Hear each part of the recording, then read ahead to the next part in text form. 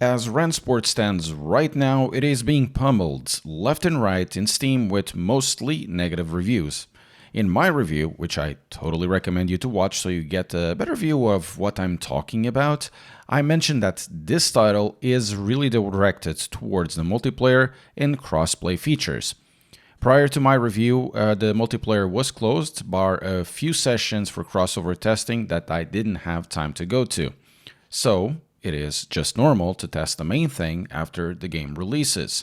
I'm not going to argue in this video that Rennsport is saved because of crossplay or whatever. Not going to argue that all the shortcomings are glossed over because of the multiplayer aspect of the title. They are very much here, including the graphics. And believe me when I say that the paid skins are the least of this game's problem, and it's really up to you to decide if Rennsport is worth it for you or not. What I'm going to argue for is that without you, videos like these wouldn't be possible, so please press the like and subscribe button to help the channel out, as I'm trying to get 100,000 subscribers, and it has been so long already. Thank you for that. The main issue right now seems to be the access to the game. Xbox users seem to have a lot of issues connecting. I can't actually log into my actual Rennsport account. I'm using one that was provided for the media prior to the launch. The first reaction I had to Rennsport Online was actually quite interesting. In ways, it reminds me between a mix of Forza and Limo Ultimate. It does lean more into Forza for how fast things move. But alas, let's start at the beginning. Rennsport has an integrated system with safety rating and driver rating, which will change depending on your performance. We have seen this elsewhere. It is very much inspired by iRacing, LMU, Forza, low fuel motorsports, and the like. It will take 5 races to give you an initial rating. There's sort of a session browser and a scheduler that works more or less like iRacing's one when it's in drop-down form, or an older server browser for those of you who are millennials. It is fast to find sessions or to see what the sessions are all about. I've actually had a great time online, to be fair. All the sessions that I have done went okay without no itches, and the racing is actually pretty great. As I've stated, the physics are good, the cars drive actually great, and because the AI is so very bad, whatever is to save in Rennsport is the online and crossplay. And in reality, the game actually delivers in this module. But once again, for those of you who will listen to only half what's being said because TikTok attention span is now a standard, the shortcomings of Rennsport continue to apply. So, in this case, the netcode is good, the crossplay is good, and the servers are good and stable. It seems like a lot of PlayStation drivers actually picked up on this, and they seem to be doing a lot of matches. I've had nothing but a great time racing in Rennsport against drivers, and the sessions are quite straightforward. You get your practice, you get your quali, you get your racing. It is meant to be more of a pick up and race kind of way, in the same vein as Forza and Gran Turismo, with shorter races so you go through them many times a day. I'm going to leave you with a race so you more or less understand what's going to happen. This could be a typical race. I'm going to start at the back because I think the matchmaking is still not very good because there's still a very big disparity of people, of skills. And I was outmatching them by about 2 seconds, but we'll see what happens. So I want to start from the back. We can maybe have a look of what's going on. Let's have a good start.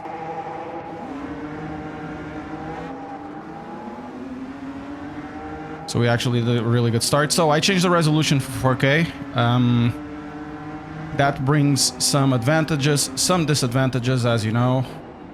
It's running at 60 FPS, frame gen 120, more or less. I did have to lower a few settings. I'm gonna get T-boned here in this position. Oh, did close the door there. We're into 6th.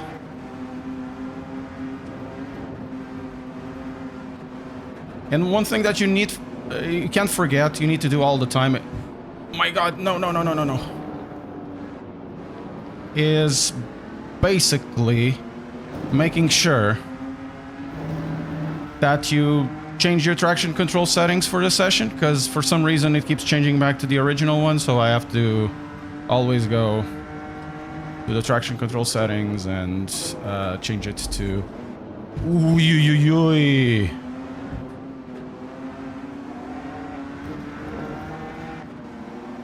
and go back to 0, because this car really likes traction control 0, to be fair. Now let's put some pace down, try to get to the podium. And this car is an absolute blast. This car drives so good. I wish that some cars actually drove as well as this one. Okay. Trying to go to the outside. Not going to be able to. And we dropped from... We started 11th or 10th, and now we're 3 seconds away, less than 3 seconds away from P1. Pretty good. Best sector 3. I was lapping at 48-ish in a quali. Maybe I can get that in the race as well.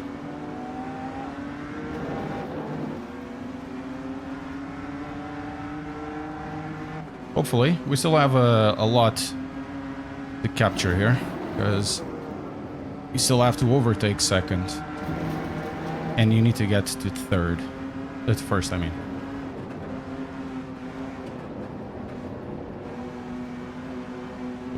There.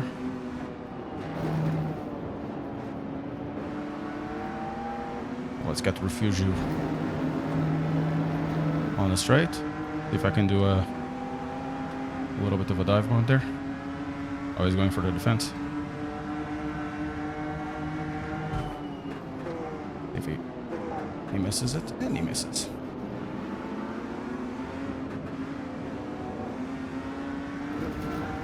That's a little bit of a distraction move from my side. Didn't he disappear? He did disappear, right? Graphical or some other issue, I don't know. So we're win 2.2 seconds. And we have 6 minutes to go. We have no more traffic, just free air up until there. 2.5, I did miss the last corner. Let's see where we at. 49 seconds, 49 and a half. And he's doing 49 and a half. We need to definitely polish up this third. Let's go. 3 laps to go. Maybe 4. But yeah, this car drives really, really nicely. This is a car that feels super connected to the road. I like the force feedback with it. I must say that Fanatec actually did a really good job with the force feedback on the Club Sport DD for this title, both on the PC and on the PlayStation. Not sure about the other ones.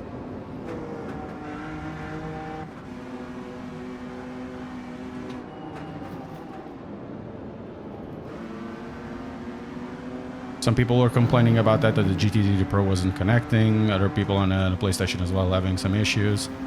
So pretty much of a mixed bag. Mazda as well, but force feedback feels really, really natural. Just connected.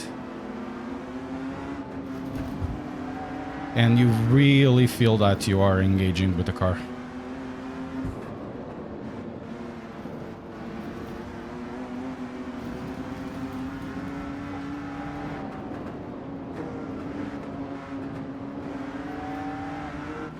I think within the next lap we should be in contact. And then it's a case of trying to overtake. Or it can be now. Ah man, I was really wishing for a fight. But we did get 48 and a half. It's more or less what I was lapping in the qualify. I've done a 47.9 in another session. It really depends if you're getting the draft or not. But that's really the story at the moment with Rennsport. It feels like that the multiplayer is good. There are some issues with ping in some cases. I've seen an extreme example of ping from somebody in New Zealand or Australia or something like that. and the car was basically all over the place. So in that case, okay, the game can't do anything, and I would expect that if there was such a big ping issue, the game would boot people, but it is what it is. I'm gonna go outside here. Gonna cancel the current app. In that case, yeah, you can't really do much, but for everything else, as you've seen, we were driving particularly close to other people, and no problem whatsoever. It feels like they put a lot of effort into this cross-play polish, because we have mostly people from the consoles right now, Xbox, PlayStation. And it works nice, and it drives great. In my experience, I haven't tried the multiplayer in the consoles. I've tried it on only here on the PC, but I did try the single player in the consoles. And it drives for me super, super good. It might be the best driving sim in the consoles at the moment. Feels, for me, more connected than Gran Turismo. Gran Turismo is a great game, but there are some shortcomings with the driving model, and this one feels like, yeah, this is a sim. It's more towards, you have a sim that it's easy to approach, because if you want to drive this hardcore, you can drive it hardcore, and you do feel how the car moves. Suspension moves great. And they've put a lot of effort definitely into multiplayer, because the multiplayer is pretty good, but multiplayer with not that much content, it might become stale, and then it just will be a lot of DLC out there. They might offer a few other cars.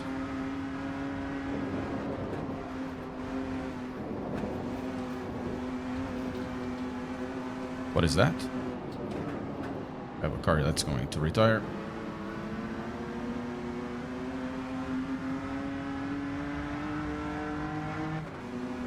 So they put a lot of effort, yeah, over here at the multiplayer and crossplay, and I think it works perfectly. I don't think there's an example of crossplay in sim racing that works, or at all, because, you know, ACC and Assetto Corsa are actually just gated in their own places. You do have some crossplay in ACC, I believe, for the consoles, but not for the PC. So it's just, it'll be PC versus console over there. Last lap. And this works nice from the get-go. Shame for a lot of things, right? AI sucks, and the graphics, you know, the graphics in 4K actually look good. Though I have like 60 FPS, 55 FPS, so you double the frame gen, and it does a few things. The input lag is not noticeable, but you start to see some things, especially in the movement in the hands. I don't feel like there's a massive issue in that. But of course, I prefer to run 120 FPS. Stick to that. They don't do frame gen at all. But with Unreal Engine, and this is not the only title with that, and we'll see another title coming out very soon that looks much better than that. And I urge you to press like and subscribe to the channel, keep up to date, because it'll be something special. It's not only exclusive of this. Unreal Engine 5 is a bit, how can I say, unoptimized, maybe difficult for developers to do something good.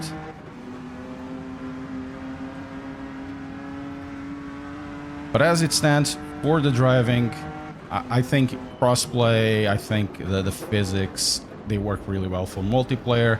If that is enough for you to buy the game, I'm not sure. For me, personally, it wouldn't. iRacing is a multiplayer, generally only title, as better AI, in my opinion, even though I prefer to drive this than iRacing, but it feels more compelling in terms of the choices of content, and there's already something there established, and I'm pretty much unsure that would be the case with this, because we're still running with, what, 12 people, 13 people? There might be races with more than that, but it's not going to be like the 40, 60 you see somewhere else. So this will be like pick up and play, and then do a few laps, Gran Turismo style. But with that, do you really go for this instead of Gran Turismo? It's a question I'll leave up in the air. And then there's the last part of it, which is the codification. It tells you, oh my god, you gained so much XP. It's fun. It's a funny thing. Okay, now I want to get to the next one. Oh, okay, I'm going to get to gold or whatever it is. And that's a story about the game. So putting everything together, it's still a hard sell. It drives nice, very, very nice, and the multiplayer is good. But there's something really missing out there. I think it's really trying to capture a lot of people from Forza and Gran Turismo, and maybe some disgruntled people from other sims that want something that is a little more pick up and play. But I am unsure that with this roster, with the issues that they have in terms of performance, that will be good enough for that. In my opinion, that's still very much up in the air. If you enjoy the game, you enjoy the game, and that's totally fine. But that's not the case where everybody's going to enjoy the game, because everybody else is going to have their own priorities and what they think the game should be. Let me know what your experiences are with Rennsport thus far, if you enjoyed the multiplayer specifically.